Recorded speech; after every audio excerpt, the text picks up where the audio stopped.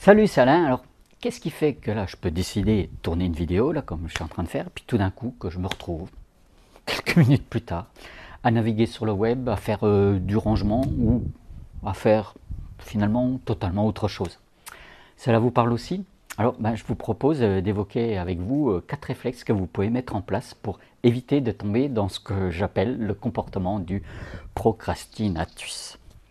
Mais avant de détailler tout cela, si vous êtes nouvelle ou nouveau sur cette chaîne, sachez que j'y partage du contenu pour vous apporter plus d'idées, plus de bonnes pratiques, plus de stratégies pour mieux orchestrer votre quotidien, vos projets, votre entreprise et ainsi vous permettre de mieux diriger à la fois votre business mais aussi votre vie.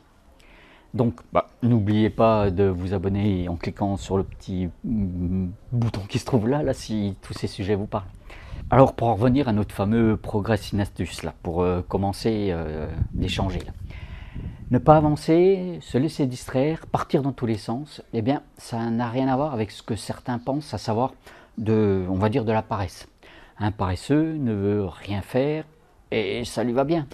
Le procrastinatus, lui, ou elle, souhaiterait faire quelque chose, mais n'arrive pas à se contraindre, à s'y contraindre. Et ce qui est le plus dingue, c'est que dans ces cas-là, si tu es du genre procrastinatus, tu vas avoir tendance à culpabiliser et à te traiter de gros feignants ou de grosses feignasses.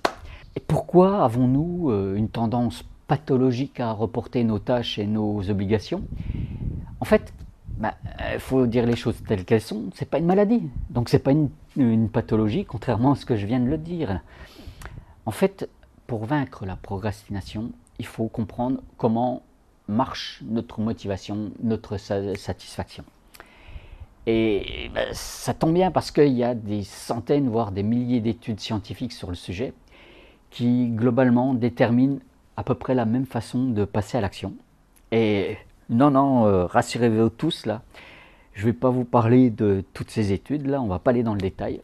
En fait, si tu veux combattre ta capacité à faire tout ce qui n'était pas prévu, il te faut travailler le truc qui va te faire guiler dans le ventre, là, ou te créer un waouh dans la tête.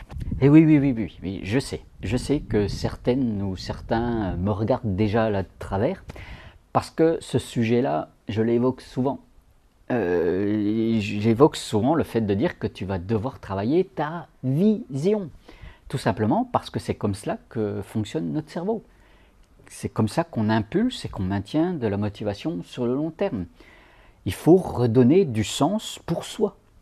Donc, cher procrastinatus, il va falloir que tu te poses et que tu te construises une sorte de projection.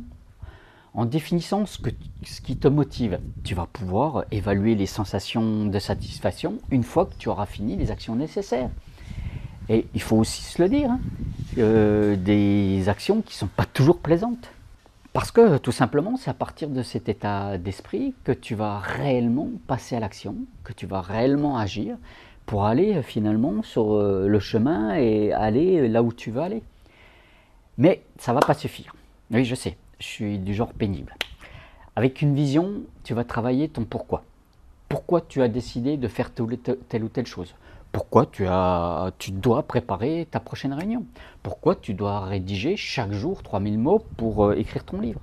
Pourquoi tu dois aller dans des événements et dérouler une présentation, un elevator pitch?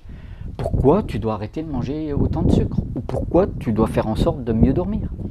Un pourquoi va t'aider à ne plus te disperser, à ne plus te laisser happer par l'appel de la distraction. C'est uniquement dans ce cas que ton travail, tes actions, tes obligations vont te permettre d'être plus épanoui parce que tu sais qu'ainsi tu vas pouvoir atteindre, et non, je ne vais pas parler là ici d'objectif, mais tu vas atteindre de la satisfaction. Tout ce que j'explique là est fait pour t'apporter des résultats, du plaisir, de la satisfaction, de l'estime de soi.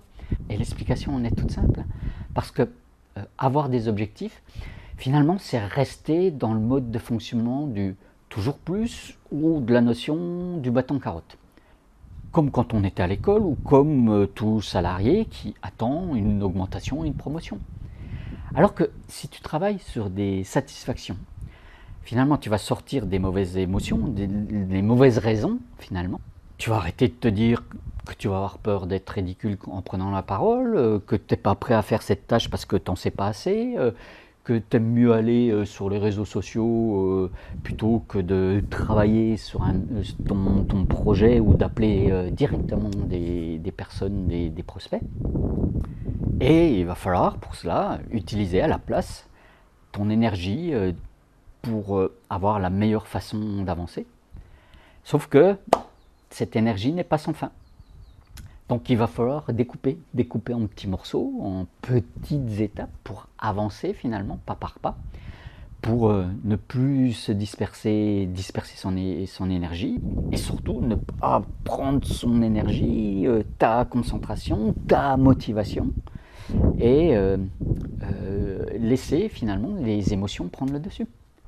Et ce qu'il faut dire, c'est que l'avantage de cette démarche est que finalement, chaque pas en direction de ta vision va finalement te rapprocher d'un état de maîtrise. Sachant que plus tu maîtrises, plus tu es satisfait ou satisfaite, et plus tu es satisfaite ou satisfait, plus les résultats arrivent. Donc là, je vais résumer rapidement les 3 premiers éléments qu'on vient de voir avant de passer au 4e. Là, c'est que, oui, cher procrastinatus, comme tu le vois là, si tu reportes au lendemain, c'est que tu as d'abord pas une vision assez claire de où tu veux aller. La deuxième raison, c'est que tu n'as pas suffisamment travaillé ton pourquoi tu dois faire ce qui était prévu, en ayant en tête finalement les résultats que tu souhaites atteindre pour augmenter ta satisfaction d'avancer. C'est le point numéro 3. Et que pour cela, tu dois ménager ta monture, ton énergie, et donc c'est le numéro 4, le point numéro 4. En fait, je l'explique constamment aussi cela, notamment dans mes accompagnements, mais il est important de savoir ralentir, ralentir aujourd'hui au quotidien pour pouvoir accélérer demain sur le long terme. Usain Bolt ne courait que rarement un sprint de 100 mètres. Il faut donc arrêter de croire que le toujours à fond, le toujours plus est un facteur de réussite. Moi, je reste convaincu que nous accédons au succès que quand nous avons de l'amour pour soi. Et quoi de mieux pour cela que de prendre soin de soi? J'ai fait pas mal de contenu sur cette chaîne là autour de ce thème là, donc je te laisse aller fouiner sur ma chaîne, tu verras. Il y a plein de choses. Je te mets aussi quelques liens peut-être là au-dessus et surtout en dessous là dans la description et les commentaires. Comme ça, tu pourras aller un petit peu plus loin sur le sujet là, de prendre soin de soi. En fait, là, j'espère que tu as apprécié ce voyage dans le monde du procrastinatus. Si c'est le cas, n'oublie pas de presser sur le pouce. Sache aussi que tu peux télécharger un complément à tout ce que je viens de dire, qui est complètement gratuit, grâce au lien que je te mets là au-dessus et là en dessous. Et comme d'habitude, explore ta vie, passe à l'action et change ta réalité. Allez, on se retrouve très vite. Ciao, bye, cher procrastinatus.